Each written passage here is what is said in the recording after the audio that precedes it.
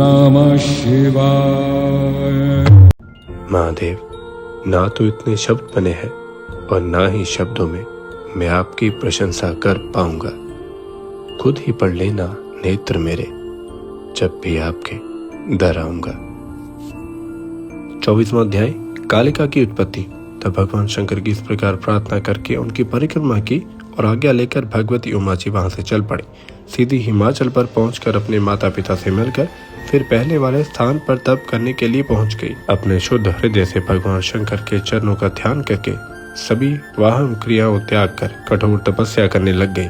प्रतिदिन प्रातः, मध्याह्न, सायकाल तीनों समय स्नान आदि करके वन के पुष्प आदि लेकर पूजन किया करती। उनके ध्यान में यही भाव थे कि स्वयं सदाशिव ही हो, सदाशिव ही ब्रह्मा जी की मूर्ति में विराजमान होकर पधारे और मुझसे इस तपस्या का फल प्रदान करे। इस प्रकार का पूजन ध्यान तप करते करते आपको बहुत सा समय व्यतीत हो गया। उस समय वहाँ एक उग्र सिंह आ पहुंचा। भगवती के निकट पहुंचकर वह भगवती माता को भक्षण करने के लिए तत्पर हुआ, किंतु भगवती के उग्र तेज प्रकाश के आगे उसकी एक न जली। वह मूर्ति जैसा वहाँ खड़ा का खड़ा रह गया। वह भूखा तो था ही, उसे अन्यत्र कहीं मांस मिल नहीं रहा था।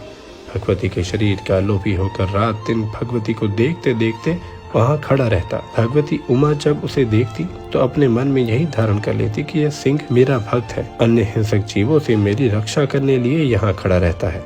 इस प्रकार की धारणा द्वारा उस सिंह के सभी पाप भगवती ने नाश कर दिए और उस पर दया की दृष्टि की, जिससे वह पाप मुक्त होकर भगवती के प्रभाव से भूख प्यास से छुटकारा पा गया। उसका जीवन सफल हो गया। फिर तो भगवती उमा जी की सेवा में तत्पर हो गया। हिंसक जीवों से भगवती की रक्षा करता हुआ स्वतंत्रता पूर्वक वन में विचरण करने लगा। इधर दैत्यगण अत्यंत उपद्रव कर रहे थे। देवता लोग उनके उपद्रवों से बहुत व्याकुल हो गए।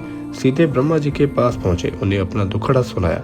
तब ब्रह्मा जी देवताओं को दुखों से विमुक्त करने के लिए भगवती उमा जी के पास आए। तब मैं लिंग देखकर मन ही मन प्रणाम किया।